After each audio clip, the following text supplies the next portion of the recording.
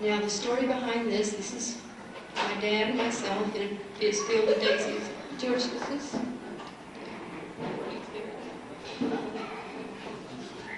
Okay. I was not a happy baby. My mother said she prayed 5 years. She and Dad were married for 5 years before I was born, and she says, I prayed 5 years for a baby. She said, then I was afraid to pray for another one. I screamed, literally screamed 2.5 years. Just screamed. Mom would get an opportunity to go on meetings with Dad. They'd try to go in someplace to eat. Dad would walk me up and down the street while Mom would eat, and then Mom would walk me while Dad would eat, and I'd be screaming the whole time for no reason. I'll tell you how bad I screamed. When I was 2 years old, I fell off some steps at a neighbor's house. And about 3 days later, and I screamed, okay? 3 days later, Mother pulled my little undershirt pulled it off of me over my head, and I passed out. Took me to the doctor. I had a broken arm. But I screamed so much anyway, they didn't even know my arm was broken. I just screamed all the time.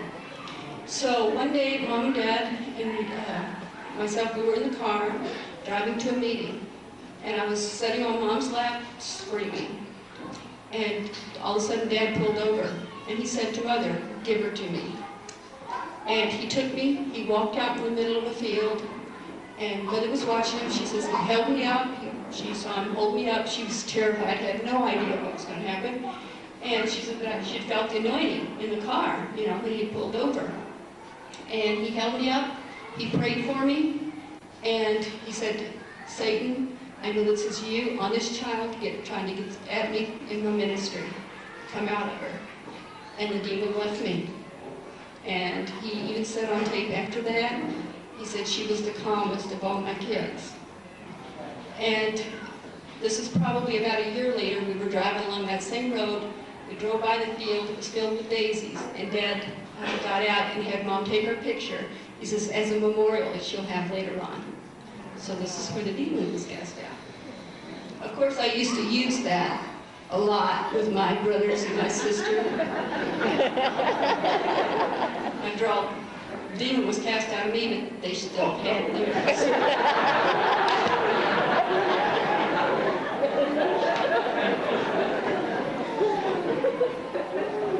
This is me and my jammies standing out in front, and I'll tell you what day this was.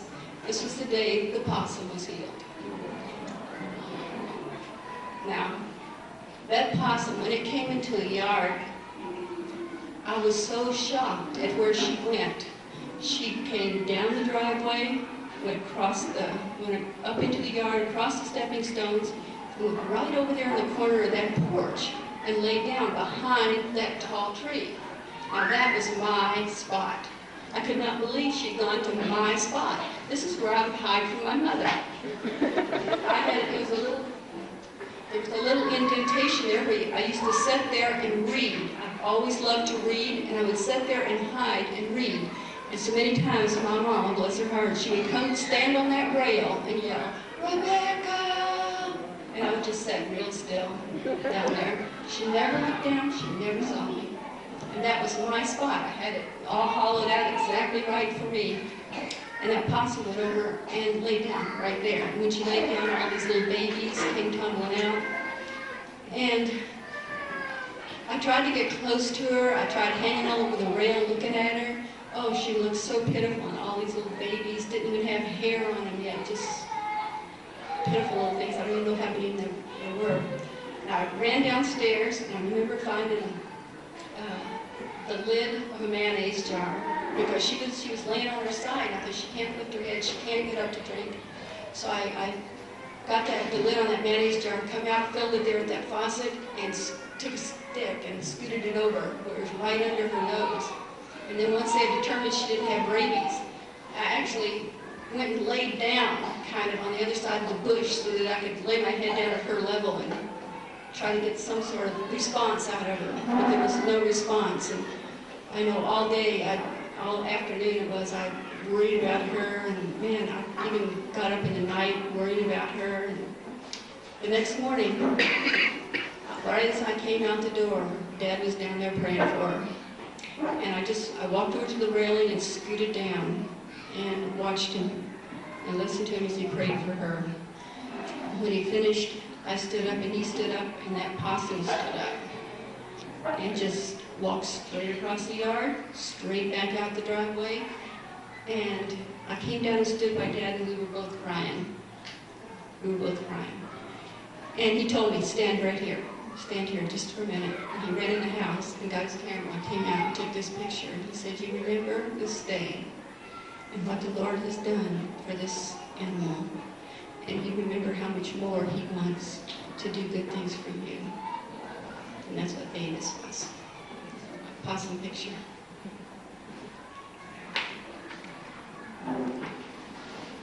Every fall, in October usually, the last of October, a strange little ritual would take place in our backyard. The swings would come down and the deer would go up. Dad would go to Colorado hunting, and I tell you what, it gathered kids from all over the neighborhood. Everybody came to see this, because this didn't happen in anybody else's yard except ours. And the kids, they just thought, all the neighborhood kids thought Brother Branham was absolutely, Reverend Branham they called him, he was the star. He was their hero. Because the strangest things would take place around our house. This is Brother Banks Woods, actually. He was our neighbor. He's skinning the deer there. Dad would do such things for them as he would walk them home when they were in trouble. They would come and say, when they knew they were in trouble, they'd come and say, Reverend Branham, would you please walk me home? And he'd walk them home, and he'd tell Mommy, their mommies, now, they're sorry. I know they're really sorry, they're repentant. I'm sure this will never happen again. He would talk them out of a whipping. And whenever one of the animals died, we had a little cemetery set aside, and he would have a little funeral service for all of the fallen pets. And this was, made him the hero in our neighborhood. We had a lot of visitors. This visitor, Dad talked about on tape, his name was Jeff Jeffers, and he owned the ranch in Colorado where Dad used to go and hunt and where he used to drive cattle on that ranch. So sometimes it was people that we didn't know, sometimes it was that little narrow driveway though, that's where the cars would line up. Actually that vehicle there was one of Dad's first vehicles that he used to take on the campaigns. It was an old, I think they called it a carry-all. They would be sleeping on those steps and lined up in that driveway. Other times, this is inside our house, one of the few pictures that I have of the inside of our house, actually, a few slides, that come to have Dad and Marion there in the living room. And as a matter of fact, that's Leo Mercer, who used yeah, no, that's not Gene, it's just Leo getting married. This is my mother in her most well-known pose here, hanging out clothes. She was absolutely the most immaculate housekeeper that I've ever met. She was very orderly, kept things totally in order. It was almost as though it was a part of her ministry here, was to keep order in our home. And when Dad was gone, no matter how long he was gone, when he came home, he never came home to chaos. He always came home, things were always the same at home. And I think that this was very, very important. And Mother kept things in perfect order all the time. Even when we were on vacation, she would have to wash clothes. This is up in Colorado where we would go, sometimes in the summertime, and she's hanging clothes out of the hitching post.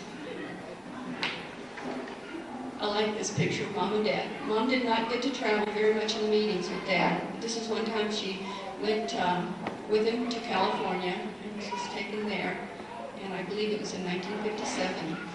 And she really was a very, very special lady.